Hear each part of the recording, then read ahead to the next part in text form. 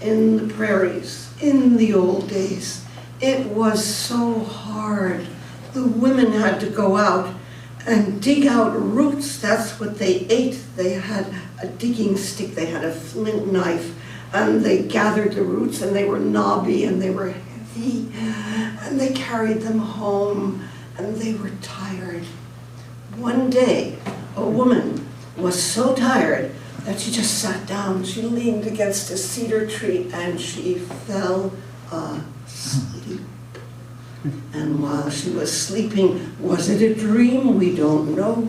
She heard a voice, the voice of the cedar tree. The cedar tree said, "You work so hard. I want to give you something that will make your life easier.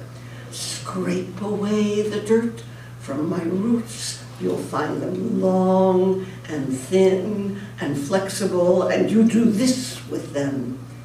And the woman woke up. What was that? But she remembered it. And so she took her digging stick and she moved some earth, and there were those beautiful, skinny, flexible roots. And with her flint knife, she cut. And then she took them and she wove and wove just as the cedar tree had told her. And what did she have? The world's first basket, light and strong and beautiful. And she had the sense to put a pinch of tobacco down among the roots before she put the earth on top of them. And then she put her roots in that basket, and then she tried to pick it up, and it was too heavy. And she said, "What do I do now?" And the basket spoke to her with the same voice cedar tree speaks, and said, "I'm here to help you, and I love singing.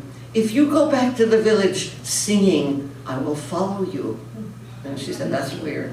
But everything is weird. And so she kind of took a deep breath, and she headed off to the village. Oh, oh, oh, oh, oh, oh. And guess what? The basket was just following. It was a miracle. It was wonderful. And when she arrived at the village, not exhausted, but singing with the basket, everyone wanted to know how to make it. And she told them just the way the cedar tree had told her. And they went out and they loaded those baskets and they went back singing. What a joyous village. Until, there's always an until. There was a woman who, when she was digging the roots, she came upon a mouse granary. Now you know the mice. In the summer, they gather the seeds, they gather whatever they can, grains, because the snow is too deep and they need to feed themselves during the winter. And the people know you don't mess with the mouse granary. They work so hard, they're so tiny. But this woman, oh, she had the roots, she had the basket, and she scooped up every grain and every seed and dumped it in her bag.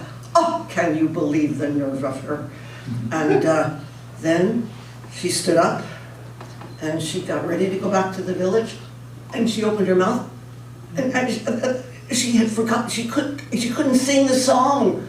But she turned to the basket and she said, "Well, come on." And the basket just sat there. And then she actually kicked it. It did not work. It did not work. She had to unload the basket. She had to put back the grains and the seeds. And she had to pick up the basket. It was so heavy. And back to the village she went. And from that day to this, no more baskets that follow song. One woman, she blew it. And I have to tell you, all the mice gathered up the seeds and grains and they hid them somewhere else. They were canny. But you know, from that story, we could pay attention. And if we are kind in relationship to trees, we may not get a basket, but we'll get so much more. Thank you.